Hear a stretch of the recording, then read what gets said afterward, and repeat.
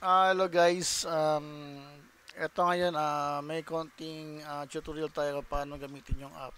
So first of all, turn off natin yung antivirus natin. Tapos install natin yung app natin using saan ba yun?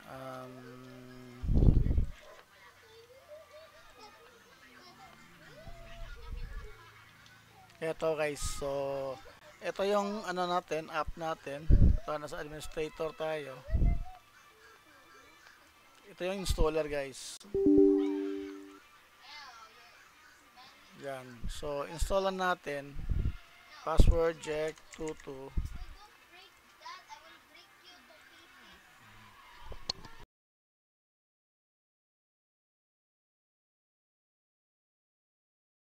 Nasisimula na siyang mag-install.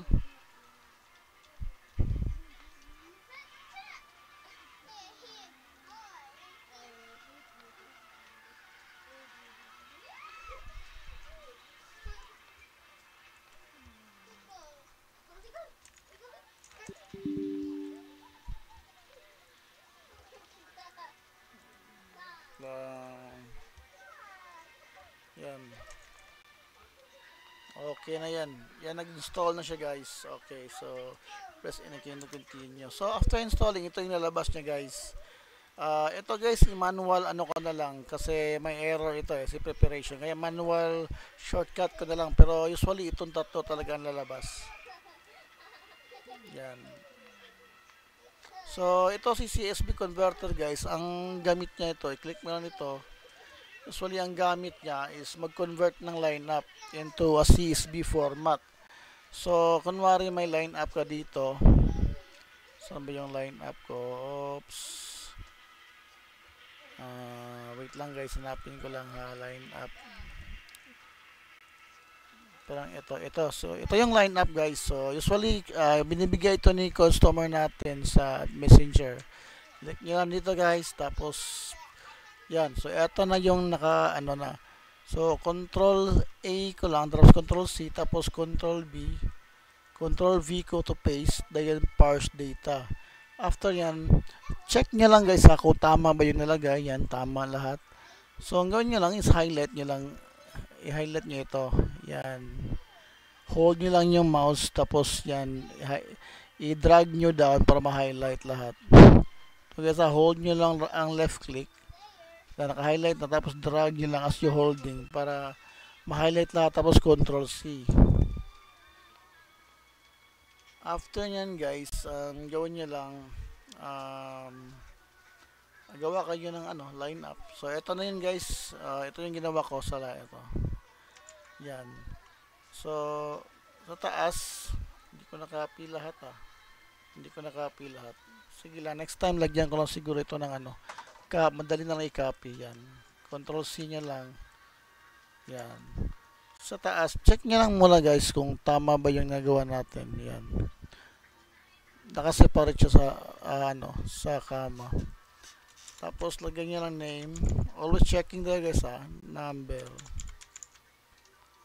At label. So, wala akong size. Usually, yung ginawa ko is label. Yan. Tapos, pag-save sa CSV, ganito yan.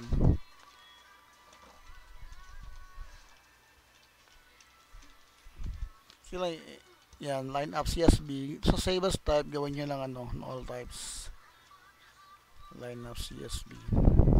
Yan. Yan ang text parser natin. So, maybe next update gawin ko lang itong may automatic magsasave siya. Pero usually maglalagay kasi ka ng name dito. Yung name, number at label. Kaya ang gawin ko lang siguro dito, copy to clipboard para madali na lang kayo mag-copy sa next update. Tapos close nyo lang. So, sa file manager naman, itong folder na to, ito yung mga files natin sa mga sizes natin. Yan, makita nyo yan. Pwede nyo na ma-edit. Pero mas okay talaga kung dito kayo ma-edit sa preparation XC natin.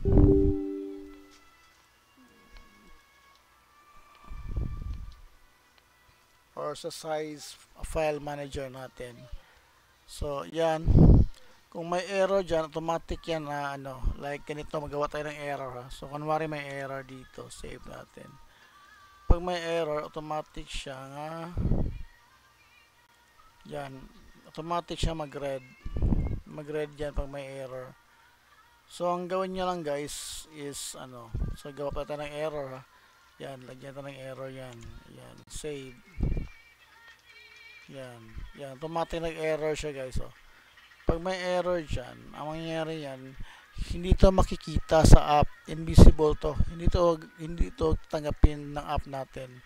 Hindi, Photoshop automation. So, ang pag-ayos nito is ganito. Click mo lang dito, tapos items with dead flags of JSON errors. Click here for JSON validator. Automatic mag-open si JSON validator. So, ngayon, ang gawin na natin is i-copy mo na ito lahat. Hold nyo lang. Yan. Highlight nyo lahat, tapos Ctrl C. Tapos, dito naman, delete mo lang yung nasa loob, tapos yan, pasok mo. Kung nakita mo may pula dito sa, sa last. Validate. Yan. So, ang error niya, meron siyang comma dito. So, dapat wala. Tingnan mo yun, oh. End of file name. Got, merong comma. Nagpula siya, di ba? So, ang gawin niya lang, kunin niya lang ito. Tapos, save. Tapos, click ulit, wala na. Pag click mo sa file, wala na siya. Ito namang isa, copy natin. Yan, delete natin. So, ganun pa rin, comma pa rin yung mali. May comma dito. So, dapat delete natin yung comma dito. Yan. Save ulit natin. Yan. Wala nang error. So, okay na to. So ano naman, pag-add mo ng sizes, pwede ka mag-add dito. Like dito, i-duplicate nyo lang itong file na to. Pag duplicate nyo, check nyo sa baba. Yan, oh. Rename nyo lang. New size. Example lang yan. Tapos rename. Automatic yan. New size. Rename. Ay, hindi ito sa rename pala. Saan ba yun? Ito sa taas. New size. Ito.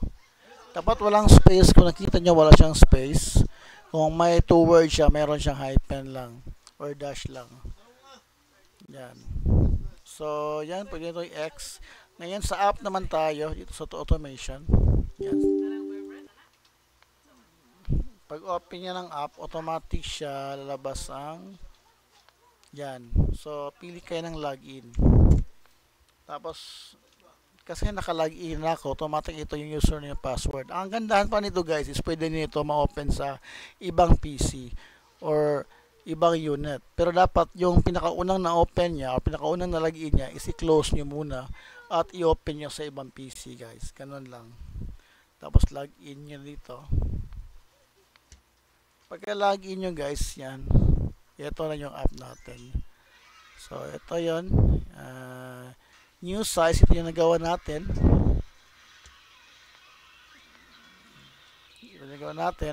So, pili lang tayo. Itong add pattern guys, ito yung another tutorial. Ibang tutorial to kasi ito yung yung mga masela na pattern na gusto nila or masela na client na gusto nila ang process hindi masisira yung pattern, yung armhole at neckline hindi masisira. Tapos ito naman yung conversion natin, TIFF ba? Itong TIFF is editable siya. Tapos itong JPEG is flatten siya, so hindi siya editable. So ito yung mga color conversion din natin. So ito yung browse CSV at browse PSD.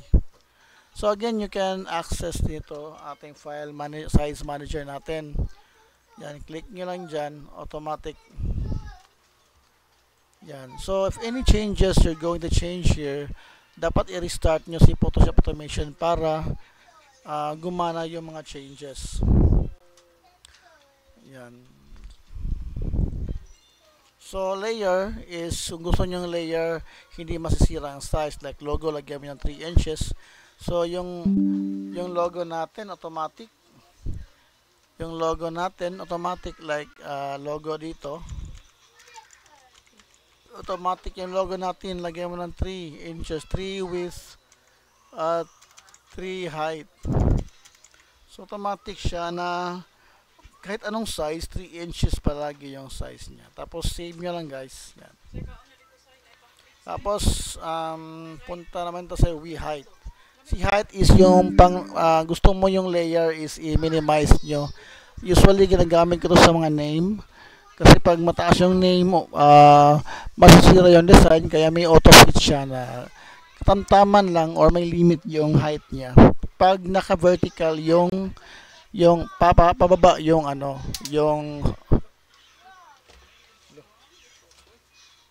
pababa yung yung name. Tapos yung width naman is kung pa horizontal.